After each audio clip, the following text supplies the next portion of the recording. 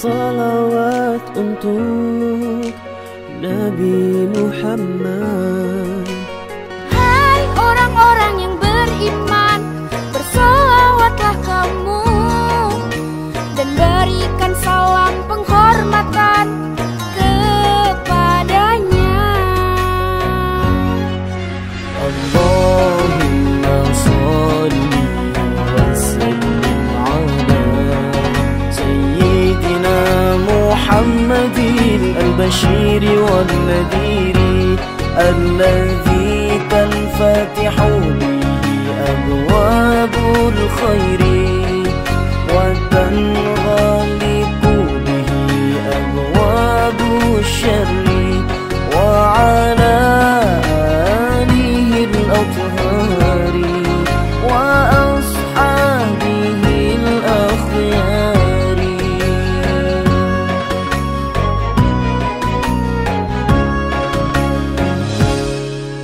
Sesungguhnya Allah dan para malaikatnya bersalawat untuk Nabi Muhammad.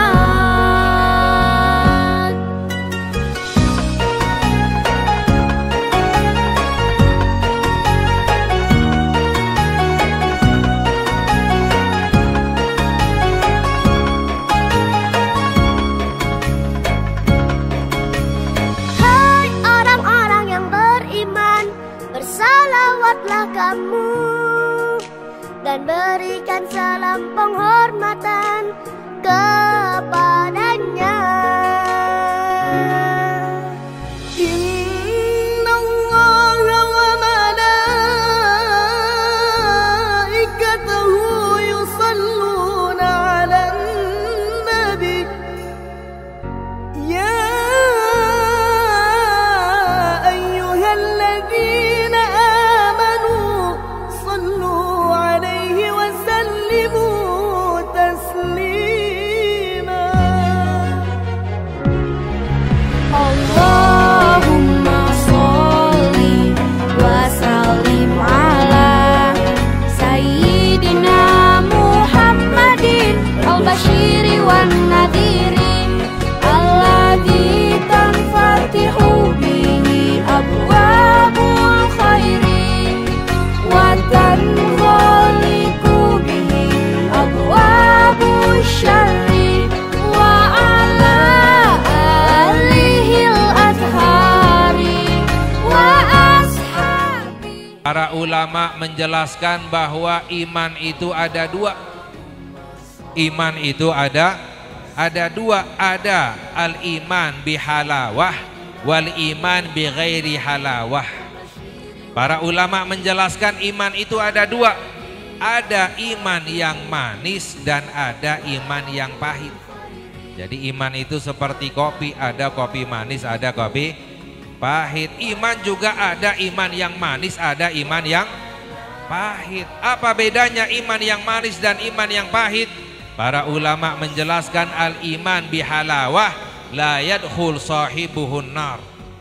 Orang yang imannya manis itu tidak masuk ke dalam api neraka. Jadi siapa orang yang selamat dari api neraka? Orang yang imannya manis. Apa maknanya imannya manis? Bisa merasakan manisnya iman kepada Allah Subhanahu wa ta'ala.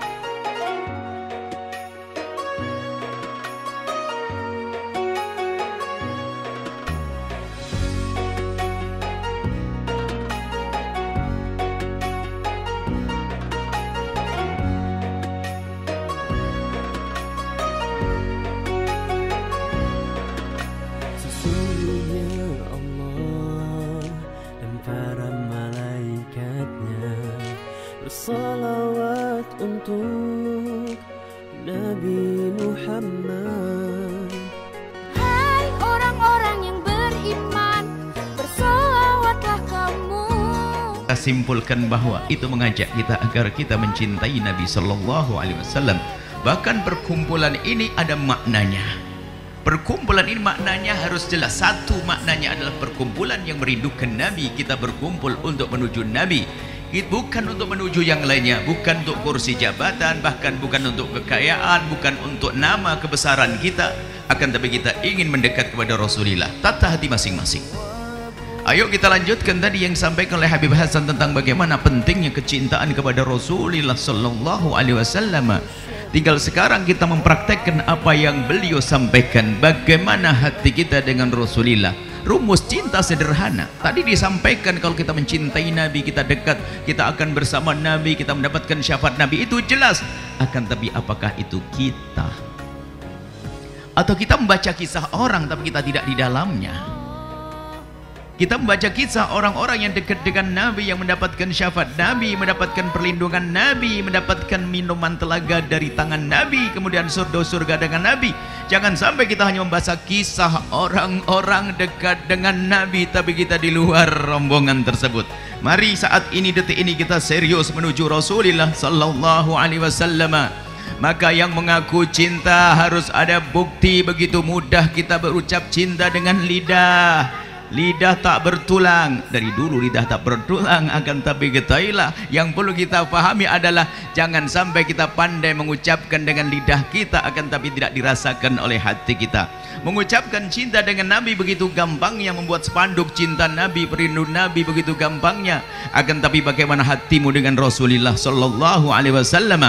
Kita perlu bukti, dan mari kita melihat bukti dalam diri kita, bukan bukti yang ada pada orang lain. Saat ini bukan kita untuk menilai orang lain, tapi kita menilai diri kita sendiri. Bagaimana urusanku dengan Rasulullah?